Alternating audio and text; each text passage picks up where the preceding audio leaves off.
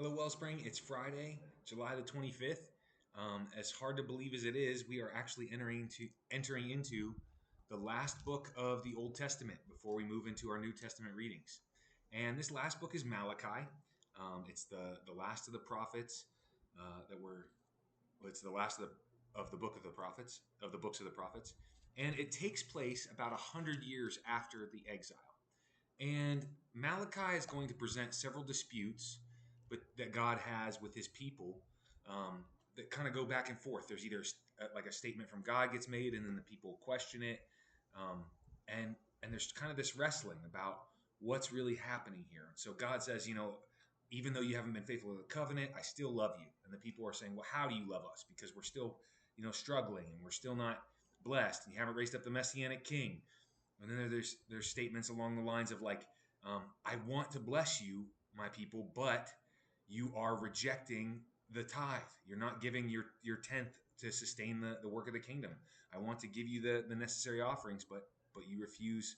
Or I want to give you the blessings. I want to pour out blessings upon you, but you refuse to give me the necessary offerings and tithe. So how can I bless you, right? There's a call against the Israelite men that they are turning to idolatry and that they're doing it because they're doing it because they've been divorcing their wives and marrying foreign women and worshiping foreign gods. And so there's this call, you're participating in idolatry, and the people say, well, how are we doing that? And God says, well, you're divorcing your wives, marrying these other women. So we see a number of these disputes that go back and forth in chapter 3, which is where we're going to dig into actually three of these disputes, and then it will kind of give us a picture that God has a plan to restore his people.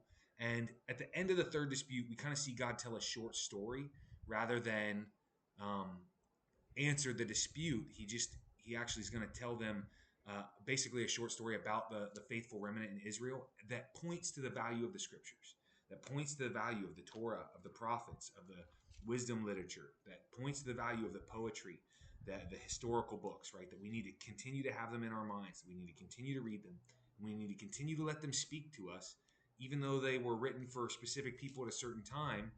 They still hold value for us, and some of the value of that is that the relationship God desires to have with us continues on throughout time, right? Okay, with that in mind, we're going to dig into Malachi chapter 3.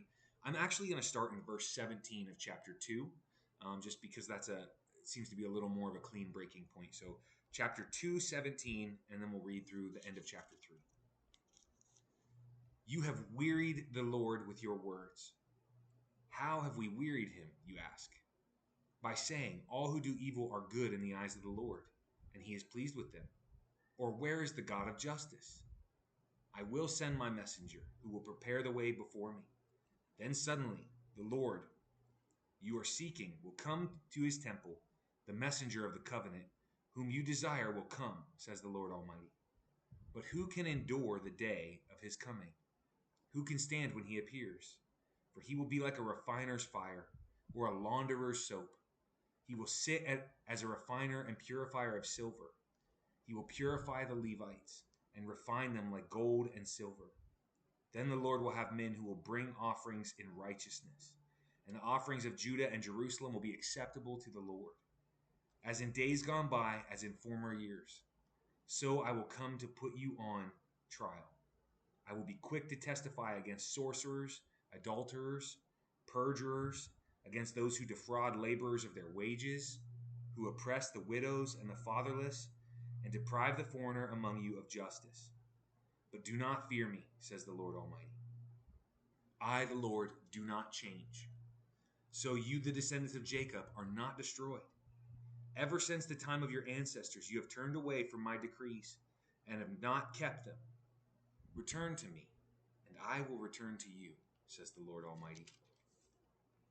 But you ask, how are we to return?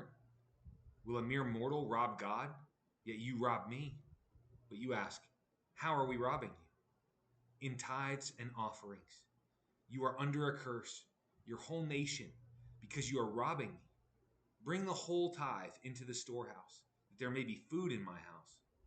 Test me in this, says the Lord Almighty, and see if I will not throw open the floodgates of heaven and pour out so much blessing that there will not be enough room for you to store it. I will prevent pests from devouring your crops, and the vines in your fields will not drop their fruit before it is ripe, says the Lord Almighty. Then all the nations will call you blessed, for yours will be a delightful land, says the Lord Almighty. You have spoken arrogantly against me, says the Lord. Yet you ask, what have we said against you? You have said it was futile to serve God. What we gain by carrying out his requirements and going about like mourners. What do we gain by carrying about his requirements and going about like mourners before the Lord Almighty? But now we call the arrogant blessed. Certainly evildoers prosper, and even when they put God to the test, they get away with it. Then those who feared the Lord talked with each other, and the Lord listened and heard. A scroll of remembrance was written in his presence concerning those who feared the Lord and honored his name. On the day when I act, says the Lord Almighty, they will be my treasured possession. I will spare them, just as a father has compassion and spares his own son who serves him. And you will again see the distinction between the righteous and the wicked, between those who serve God and those who do not. So like I said, here in this chapter, we see these places of contention, whether or not the people will give the tithe, whether or not their offerings are the sick and lame animals and just whatever is cast off, or if it's the first fruits, what it ought to be, right? And then we have the people kind of come back with this statement of God, why should we honor your requirements? Why should we honor the Torah? Why should we live according to the way you're asking us to live when we see the wicked being blessed? And then God tells them this story, right? Well, you might see and think that the wicked are being blessed, but in reality, what's happening is they're storing up for themselves the wrath that is to come, while those who remain faithful, like those that have been written about in the scriptures, right? I'm going to hold them. And when the day of judgment comes, when the day of the Lord comes, I will spare them like a father spares his own son. And they will be the ones who are deemed righteous. And the wicked and the righteous will be separated. And I, God, will be the one who does the separating. And you will see who gets to serve me and who gets to be in my kingdom. And that brings us to the end of Malachi 3. Malachi 4 is going to bring us to a closure tomorrow before we start to dive into the New Testament. But we'll save that for tomorrow. God bless you, Wellspring. Have a great day.